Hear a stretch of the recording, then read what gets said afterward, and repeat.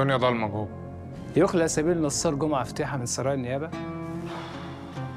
بضمان محل إقامته، ويجدد حبس كل من عادل يوسف وشهرته ابو جازي يا باشا. أبو جازية، ومحمد محسن وشهرته دبة.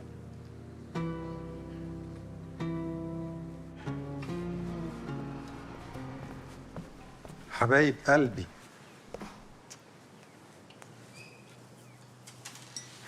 انت لسه بتفكري في الكلام اللهبل اللي الناس دي بتقوله؟ دي مرة عشان نتكلم. لا انا مش فاضي للكلام اللهبل ده خالص، انا ورايا شغل. انا هعمل التحليل. تحليل ايه؟ انا قلت لك الناس دي نصابين وانا هعرف اتصرف معاهم بطريقتي. طب ممكن تسمع مني؟ احنا هنخسر ايه لو عملنا التحاليل؟ بالعكس احنا كده هنعيش مطمنين. احنا كنا عايشين مطمنين وزي الفل لحد ما الناس دي ظهرت في حياتنا. يسرا انا مش عايز كلام خالص في الموضوع ده تاني، وخلي بالك من ابنك. سلام.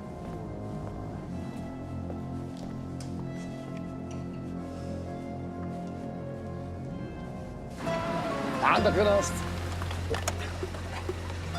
حبيبي بالغالي الحمد لله على السلامة. سلامة يا عم عوض، ربنا يكرمك. الحمد لله على السلامة يا نصار. حبيبي يا عم نعيم. نورت ابو فارس. نصار يا ابني. ايوه يا عم عباس. الراجل قلقان على الايجار. مش لسه دافعينه الاسبوع اللي فات؟ ما الاسبوع اللي فات خلص يا ابني. عند عم عباس، حاضر. اما نشوف يا اخويا. القلب الحنين وصل. طب وربنا يعمل النهارده اوفر على حشيش على حس خروجه، باي سنتي جيت سنتي فري. انت كده عايز تحبسني مليون سنه فري انا احلى. طب بالله عليك لا تيجي بالليل عشان نحتفل. جاي لك. وانا فارس حبيب ابوك. وحشتنا فارس. انت بتقولي ايه؟ التمثال بتاعي معاك بحق. والنعمة زي ما بقول لك كده، وساعة زمن ويبقى في ايدك. الله اكبر عليك يا وش السعد. هي دي الاخبار اللي تفرح. بقالي ياما ما سمعتش اخبار حلوه. يبقى انا كان معايا حق. نصار اللي كان لطشه. التمثال فين؟ عاينة في البيت. بيت؟ وبيعمل ايه في البيت؟ يلا نجيبه. افهم الاول، انت ناوي على ايه مع نصار؟ ناوي على ايه؟ هنفخه. هو ده اللي انا عايزاه.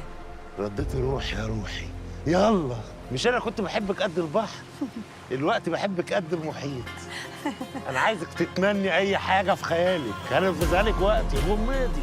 اما نشوف. يلا بينا. يلا بينا.